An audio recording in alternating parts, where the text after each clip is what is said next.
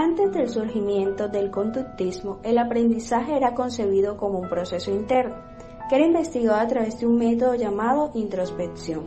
Sin embargo, este método fue criticado por John Watson, quien se basaba en el estudio objetivo del comportamiento en los individuos y su relación con el medio, usando métodos experimentales, donde este enfoque conductista permitió por medio de sus teorías comprender, predecir y controlar el comportamiento humano, y explicaba cómo los sujetos acceden al conocimiento. Ahora, ¿qué es el conductismo? El conductismo es una corriente psicológica que estudia el aprendizaje a través de la asociación de respuesta con conducta observable, es decir, explica la conducta que se puede observar. Watson dio nacimiento al conductismo mediante la afirmación que para ser verdaderamente científica, la psicología debía centrarse en la conducta manifiesta, en una conferencia en 1913. En la búsqueda de resultados para dar un avance significativo al enfoque conductista se presentaron métodos expuestos por figuras muy importantes, como lo fueron Ivan Pavlov, John Watson y Skinner. Ivan Pavlov fue un fisiólogo ruso nacido en 1849 y falleció en 1936. Fue un connotado científico que ganó el Premio Nobel en Fisiología y Medicina en 1904. Uno de sus grandes aportes fue el condicionamiento clásico o aprendizaje asociativo. El origen de esta aportación se encontró en el experimento que realizó por medio de los perros, en donde Pavlov observó que al colocarle comida al animal salivaba. Este proceso lo llamó reflejo salivar, pero también llegó a percibir que el perro era capaz de salivar con solo ver y oler la comida. Estas observaciones lo llevaron a analizar la relación entre los estímulos y las respuestas que producía. Por esto Pavlov decidió asociar una campana con la comida que recibiría instantes después. Luego de varias asociaciones entre la campana y la comida, el perro salivaba con solo escuchar la campana, no importando si había comida posteriormente, convirtiéndose la campana en un estímulo neutro que después de una asociación provocó la misma respuesta que la comida, en este caso la salivación. De esta forma el perro había aprendido a realizar una asociación. Con este experimento se llegó a determinar los elementos fundamentales de la teoría del condicionamiento clásico, que son estímulo incondicionado, respuesta incondicionada, estímulo condicionado, respuesta condicionada y estímulo neutro. El estímulo incondicionado es ese estímulo que está en el ambiente que produce una respuesta sin ningún aprendizaje previo. La respuesta incondicionada es aquella respuesta que ocurre naturalmente en presencia del estímulo incondicionado.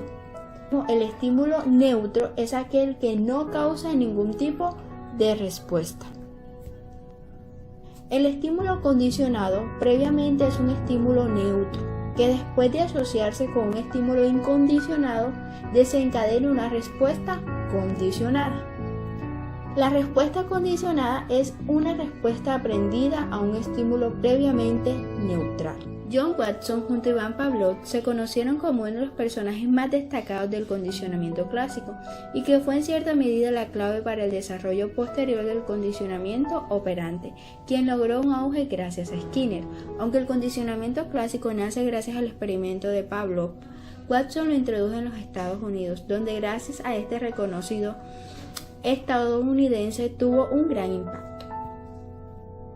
John Watson nació en 1878 y falleció en 1958.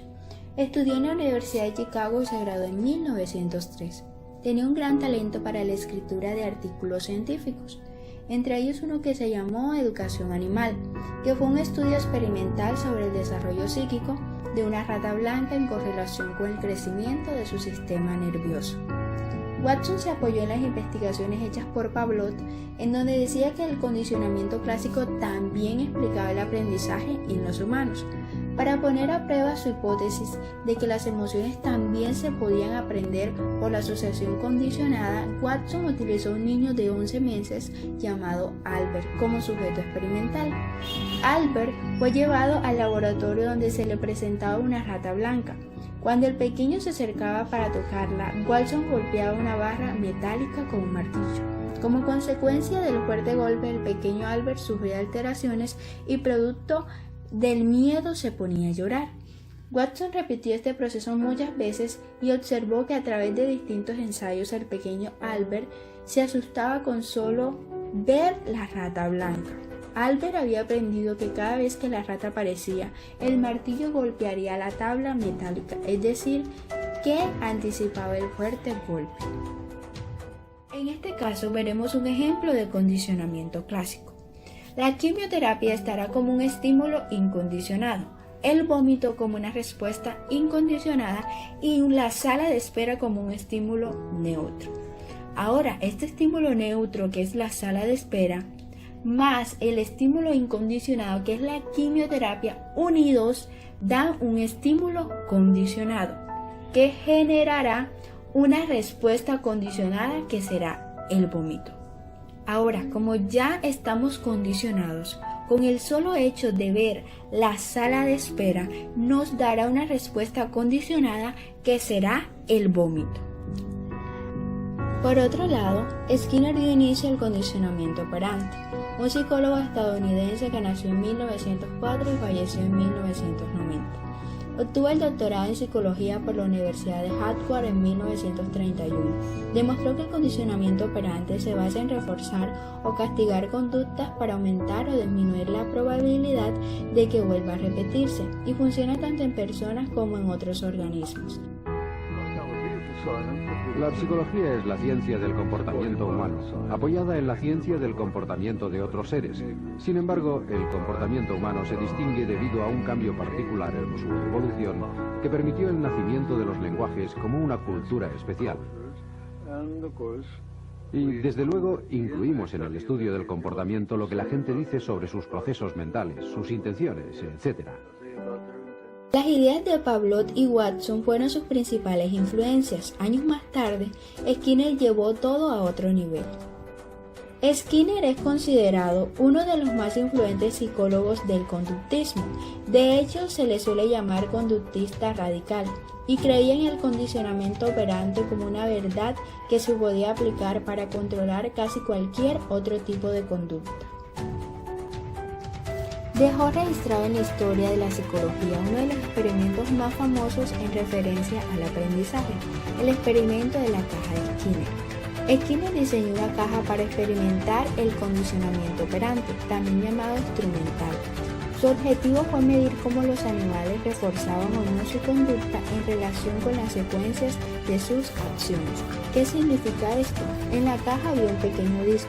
Cada vez que la paloma picoteaba el disco, obtenía pequeñas bolitas de comida. El animal, a través de la búsqueda, recorría la caja hasta que, por casualidad, presionaba el disco y obtenía comida. ¿Qué ocurría? Que la conducta de presionar el disco aumentaba cada vez que el animal quería comer. Fue entonces a través de consecutivos experimentos que Skinner logró dar una respuesta que le permitió explicar cómo era posible este tipo de condicionamiento, que se adaptaba a la conducta tanto de los animales como del hombre. En el conductismo, la influencia de estos dos condicionamientos abrió una nueva vista en la psicología y permitió el adiestramiento de conductas y comportamientos, llegando así hasta el día de hoy a ser uno de los ejes indispensables de la ciencia psicológica.